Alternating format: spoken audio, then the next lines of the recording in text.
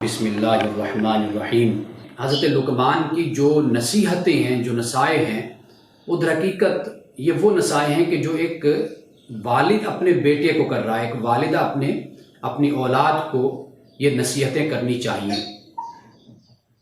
حضرت لقمان یعنی بحیثیت باپ کے حضرت لقمان نے جو نصیحتیں کی، اس کا آغاز قرآن مجید کی آیت نمبر سورۃ لقمان کی آیت نمبر 13 سے ہوتا ہے۔ حضرت لقمان نے کیا فرمایا؟ وَإِذْ قَالَ لُقْمَانُ لِابْنِهِ وَهُوَ يَعِظُهُ کہ جب لقمان نے اپنے بیٹے کو واعظ کرتے ہوئے، نصیحت کرتے ہوئے فرمایا، یا بنیا لا تشرک باللہ، اے میرے بیٹے، پیارے بیٹے، بنیا کا مطلب ہوتا ہے پیارا بیٹا، چھوٹا بیٹا، لا تشرک باللہ، اللہ کے ساتھ تو شریک نہ ٹھہرا، ان الشرک لظلم عظیم، کہ بے شک شرک یہ بہت بڑا ظلم ہے۔ اب پہلا نقطہ کیا ہمیں سمجھ آئی بات، وہ یہ کہ اولاد کو توحید کی تعلیم دینی چاہیے، شرک کے بارے میں بتانا چاہیے کہ اولاد ہمہ قسمی شرک سے بچے۔ یعنی ایک شرک تو وہ ہے کہ جسے الوہی شرک ہم کہتے ہیں، کہ اللہ تعالیٰ کی الوہیت میں شریک کرنا، یا صفاتی شرک اللہ تعالیٰ کی صفات میں شریک کرنا، یا اللہ تعالیٰ کی ذات میں شریک کرنا، لیکن اللہ تعالیٰ کی ربوبیت میں شریک کرنا۔ اولاد کو اس کے بارے میں آگاہ کیا جائے کہ یہ بھی شرک کی صورتیں ہیں، قرآن مجید نے ان کو بیان کیا ہے۔ لیکن قرآن نے یہ بھی کہا ہے کہ افرائیت من اتخذ الہہ ہواہ، کیا تو نے دیکھا اس شخص کو جس نے اپنی خواہش کو اپنا معبود بنا لیا ہے؟ تو خواہش کے حصار سے اور شکنجے سے انسان کو باہر آنا چاہیے، اور موحد صرف اور صرف اللہ کے حکم کا پابند ہوتا ہے، اپنی خواہشات کا تابع نہیں ہوتا۔ تو حضرت لقمان نے بحیثیت والد کے اپنے بیٹے کو جو نصیحت کی، پہلی نصیحت یہ ہے۔ تو اس طرح دین میں، اسلام میں سب سے پہلا نقطہ یہ قرار پاتا ہے کہ ہم اپنے بچوں کو توحید کے بارے میں آگاہ کریں۔ یاد رکھیے کہ توحید در حقیقت ہر خوبی کی بنیاد ہے، اور شرک ہر خرابی کی بنیاد ہے۔ یہاں سے ساری خرابیاں پیدا ہوتی ہیں۔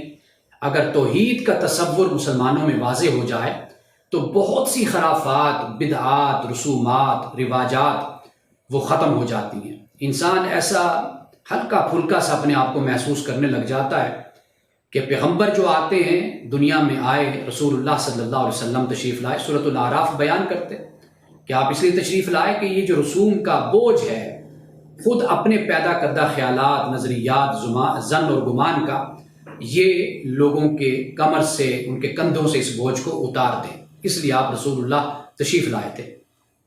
تو انسان بڑا ہی ہلکا ہو جاتا ہے کہ جب وہ اللہ کے دین کو سمجھتا ہے، جب قرآن کو سمجھتا ہے، اسے معلوم ہو جاتا ہے کہ بس یہ مجھ پر لازم ہے، میں نے یہ کام کرنے ہیں اور مجھے ان سے بچنا ہے۔ تو انسان کی زندگی پرسکون اور بڑی مطمئن زندگی انسان کی بن جاتی ہے۔ اس لیے توحید بنیاد ہے کہ انسان جب توحید کا اعلان کرتا ہے، در حقیقت وہ خود کو اللہ کی غلامی میں، اللہ کی عبدیت میں دیتا ہے۔ جب اللہ کی عبدیت میں انسان آ جائے تو پھر اس دنیا کے جو جھوٹے خدا ہیں، معبودان باطل ہیں، انسان ان کی غلامی سے اور ان کی عبدیت سے انسان باہر آ جاتا ہے۔ اس لیے توحید کو اور شرک کے بارے میں کبھی بھی اس کو معمولی خیال نہیں کیا جانا چاہیے۔ ہمارے ہاں اس کو اگنور کیا جاتا ہے، ہم توحید کو بھی چھوڑ دیں گے، رسالت کو بھی چھوڑ دیں گے، آخرت کو اس پر بھی بات نہیں کریں گے۔ ہم دیگر اور معاملات جو مذہب کے نام پر پیش کیے جاتے ہیں، ہم ان پر زیادہ بحثیں کریں گے۔ تو توحید بنیاد ہے، اس بنیاد کو درست کرنے کی کوشش کی جانی چاہیے۔ اب اس کے بعد حضرت لقمان نے یعنی آیت نمبر 13 کے جس میں شرک سے بچنے کی تلقین فرمائی۔ اب اس کے بعد میں یہ دیکھتا ہوں کہ حضرت لقمان نے وہ جو میں نے آپ کو ایک درس میں والدین کے حوالے سے جب میں نے گفتگو کی تھی، تو میں نے اس آیت کا حوالہ دیا تھا۔ سورۃ لقمان 31ویں سورت ہے اور آیت نمبر ہے 14۔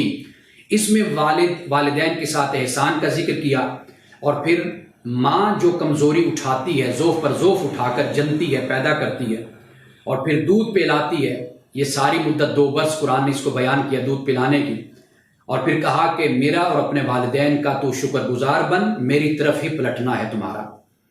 اب یہاں پر والدین کا ضمناً ذکر ہو گیا، یعنی حضرت لقمان علیہ السلام نے ذکر کیا شرک کا، توحید کی تلقین فرمائی اپنے بیٹے کو۔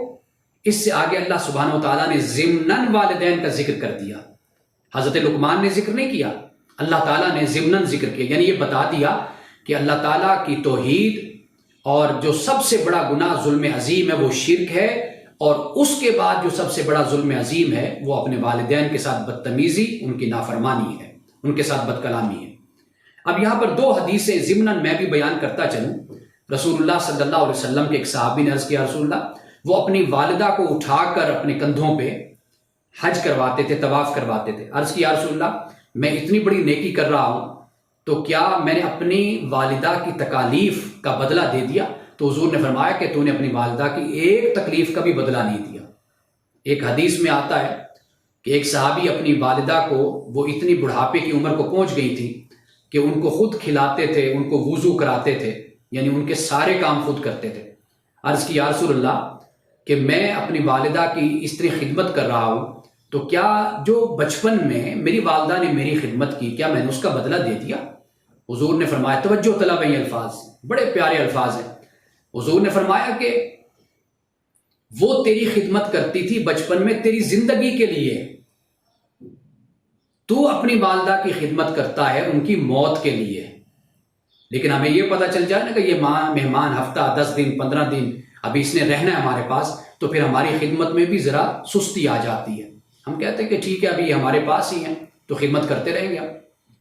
تو ایک مہمان وہ ہوتا ہے کہ جس نے رہنا ہے، پھر انسان اس کی خدمت کر کے دکھائے، در حقیقت پھر پتہ چلتا ہے انسان کی نیکی کا۔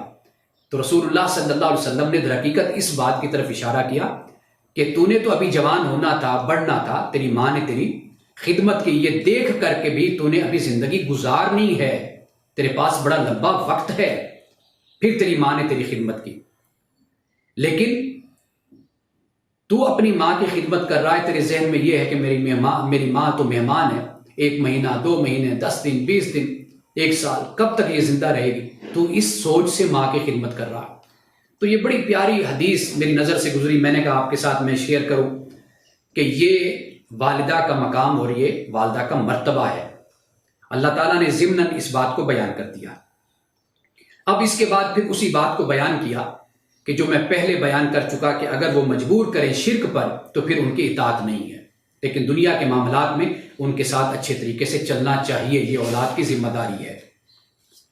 اب آپ یہ دیکھیے کہ جب دین کا معاملہ ہو تو پھر بھی اللہ کہتا ہے کہ والدین کے ساتھ اچھے طریقے سے چلو۔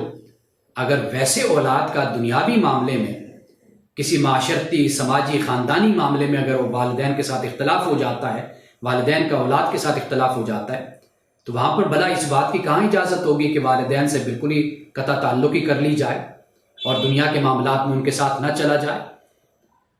اب اس کے بعد حضرت لقمان نے اپنے بیٹے کو کیا نصیحت فرمائی؟ آگے فرمایا، یا بنیا انہا ان تک مثقال حبۃ من خردل فتکن فی صخرۃ او فی السماوات او فی الارض یأتی بہ اللہ ان اللہ لطیف خبیر۔ یہ ہے بنیاد نوجوانی کی، شباب کی، کہ جب انسان میں طاقت اور قوت ہوتی ہے، اس کے بڑے پلان، بڑے منصوبے ہوتے ہیں آگے جانے کے، اس وقت کیا کرنا چاہیے؟ فرمایا، اے میرے پیارے بیٹے، انہا ان تک مثقال حبۃ من خردل، کہ اگر ایک چھوٹے سے چھوٹا عمل، رائی کے دانے کے برابر، رائی کا دانہ کتنا بڑا ہوتا ہے؟ چھوٹا سا دانہ ہوتا ہے، اس دانے کے برابر بھی اگر کوئی عمل ہے، اور وہ عمل کہاں پر ہے؟ فی صخرۃ، کسی بڑے پتھر کے نیچے کہیں پڑا ہوا ہے، بڑا سا پتھر ہے کسی گھاٹی میں، آپ یوں سمجھ لیجیے کہیں پر ہے، او فی السماوات، یا آسمانوں میں ہے، او فی الارض، یا زمین میں کسی جگہ پر موجود ہے، یاتی بہ اللہ، تو اللہ تعالیٰ اس کو لے آئے گا۔ ان اللہ لطیف خبیر، بے شک اللہ تعالیٰ لطیف بھی ہے، خبیر بھی ہے۔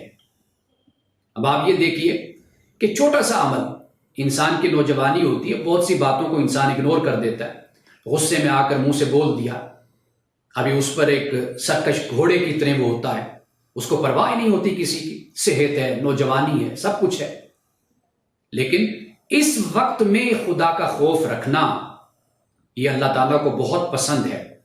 رسول اللہ صلی اللہ علیہ وسلم نے اور اللہ نے ایسے نوجوان کو بڑا پسند کیا ہے کہ جو نوجوانی میں اللہ کا خوف رکھتا ہے، اللہ کی یاد میں روتا ہے، اور جس کا دل عبادت میں نیکی میں لگتا ہے۔ اللہ کے رسول نے فرمایا کہ ایسا نوجوان اللہ کا پسندیدہ ہے، اللہ کا محبوب ہے۔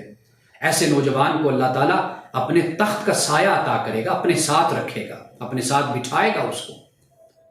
یہ حضرت لقمان نے فرمایا کہ یہ اس میں سبق میرے لیے بھی ہے، آپ کے لیے بھی ہے، ہماری نوجوان نسل کے لیے بھی ہے، اولاد کے لیے بھی ہے، سب کے لیے ہے کہ ایک چھوٹا سا عمل رائی کا دانے کے برابر کیا اس کی حیثیت ہوتی ہے۔ وہ پھر زمین میں کسی جگہ پڑا ہوا ہے، کیا کچھ زمین میں پڑا ہوا ہے ہمیں نہیں معلوم، آسمان میں کسی جگہ پر، اس کائنات میں کسی جگہ موجود ہے، لیکن قیامت کے دن اللہ تعالیٰ اس کو لے آئے گا۔ اب اسی آیت کے مطابق اللہ نے اپنی صفت کو بھی بیان کیا، ان اللہ لطیف خبیر، کہ بے شک اللہ تعالیٰ باریک بھی ہے اور خبر رکھنے والا ہے۔ یعنی چھوٹی سی چھوٹی چیز، کوئی نازک سے نازک چیز، اللہ تعالیٰ اس کو دیکھتا ہے، جانتا ہے اس کو، اور پھر اس کی خبر بھی رکھتا ہے۔ یہ حضرت لقمان نے دوسری نصیحت فرمائی۔ اب اس کے بعد آیت نمبر 17 ہے سورۃ لقمان کی۔ اب بیٹے سے فرمایا، یا بنی اقم الصلاۃ، اے میرے پیارے بیٹے نماز کو قائم کر، وامر بالعرف بالمعروف، اور نیکی کا حکم دے، ونہا عن المنکر، اور منکرات سے بچ، برے کاموں سے بچ، واصبر علی ما اصابک، اور صبر کر اوپر اس کے کہ جو تجھے پہنچے، یعنی کوئی تکلیف پہنچتی ہے، کوئی مصیبت پہنچتی ہے تو اپنے آپ کو اس سے بچا اور اس پر صبر کر۔ ان ذالک من عزم الامور، اور یہ بات یاد رکھو کہ یہ جو صبر کرنا ہے نا، یہ بڑی ہمت کے کاموں میں سے ایک کام ہے، یہ معمولی بات نہیں ہے کہ تم صبر کرو۔ اب یہاں پہ دیکھیے، سب سے پہلے تو اعمال کی بات کر دی کہ کوئی بھی عمل تم کرو رائی کے دانے کے برابر ہو، اس میں عمومیت پائی جاتی ہے، خصوصیت نہیں ہے۔ اب چند اعمال وہ بیان کر دیے کہ جو انسان کی اپنی ذات کے لیے بھی ضروری ہے اور جو معاشرے کے لیے، اجتماعیت کے لیے بھی ضروری ہے۔ پہلی بات فرما دی کہ اے میرے پیارے بیٹے نماز کو قائم کر، پڑھنا نہیں ہے نماز کو، صرف نماز کو قائم کرنا ہے، اور پھر نیکی کا حکم دو، برائی سے روکو۔ اب یہ جو نیکی کا حکم ہے اس کو بھی یاد رکھیے، امام علامہ ابن قیم کہتے ہیں کہ اس امر بالمعروف والنہی عن المنکر جو اللہ نے حکم دیا کہ نیکی کا حکم دو اور برائی سے روکو، فرمایا کہ اس کو مس انڈرسٹینڈ کرنے کی وجہ سے مسلمانوں کے معاشرے میں فتنے پیدا ہوئے ہیں۔ وہ یہ ہوا، علامہ ابن قیم کہتے ہیں کہ کئی مقامات ایسے ہوتے ہیں کہ جہاں پر امر بالمعروف والنہی عن المنکر کرنا یہ لازم فرض ہوتا ہے، کئی جگہ ایسے ہوتے ہیں وہاں پر کرنا منع ہوتا ہے، ممنوع ہوتا ہے، کئی جگہ ایسے ہوتے ہیں کہ وہاں پر مکروہ ہوتا ہے، کئی مقامات ایسے ہوتے ہیں کہ جہاں پہ مستحب اچھا عمل ہوتا ہے۔ کہتے ہیں کہ اس کو کرنے کی وجہ سے، یعنی مس انڈرسٹینڈ کر کے پھر اس پر عمل کرنے کی وجہ سے مسلمانوں میں زیادہ فتنے پیدا ہوئے ہیں۔ آپ کو جو فتنہ مسلم معاشروں میں نظر آتا ہے وہ اس کی وجہ یہی ہے کہ ہم اپنے دائرۂ اختیار سے باہر جاتے ہیں۔ جو حکومت کے کرنے کا کام ہے وہ حکومت کرے، جو ایک کمپنی کا، ایک فرم کا جو چیف ایگزیکٹو ہے، وہ جو اس کی ذمہ داری بنتی ہے وہ اپنی اس کمپنی میں، اس فرم میں رہتے ہوئے وہ اپنی ذمہ داری کو ادا کرے۔ اسی طرح گھر کا ایک بڑا سربراہ ہوتا ہے، باپ ہے، ماں ہے، ان کی بھی حدود ہیں، اللہ تعالیٰ نے اس کو بیان کر دیا، وہ اپنی حدود میں رہتے ہوئے کام کریں۔ اب معاملہ یہ ہے کہ ہم اپنے دائرۂ اختیار سے جب باہر جاتے ہیں وہاں سے فتنہ شروع ہو جاتا ہے۔ اس لیے اگر ہر شخص اپنی ذمہ داری میں رہتے ہوئے، اپنے دائرۂ اختیار میں رہتے ہوئے اپنی ذمہ داری کو ادا کرتا رہے تو معاشرے میں سکون اور اطمینان رہتا ہے۔ یعنی حکمرانوں کے پاس طاقت اور قوت ہے، وہ اقتدار رکھتے ہیں، اب ان کے پاس قوت ہے اقتدار کی، وہ اس کو استعمال کریں گے، وہ امپلیمنٹیشن ہوگی، وہ نفاذ ہوگا۔ لیکن جو علماء ہیں، مبلغ ہیں، داعی ہیں، ریفارمرز ہیں، ان کی ذمہ داری کیا بنتی ہے؟ ان کی ذمہ داری ہے کہ رسول اللہ نے فرمایا کہ جب تم کسی برائی کو دیکھتے ہو تو ہاتھ سے روکو، ہاتھ سے نہیں تو پھر زبان سے روکو۔ یعنی اگر تمہارا اقتدار تمہارے پاس نہیں ہے، تم اقتدار پر نہیں ہو، تو پھر تم طاقت کو استعمال نہیں کر سکتے۔ طاقت کو استعمال کرنا چاہو گے معاشرے میں، اپنی پرائیویٹ ایک فوج اور ایک پولیس بنا کر جب تم معاشرے میں آؤ گے تو واضح بات ہے پھر فتنہ پیدا ہوگا، پھر کلیش پیدا ہوگا، ٹکراؤ اور تصادم پیدا ہوگا۔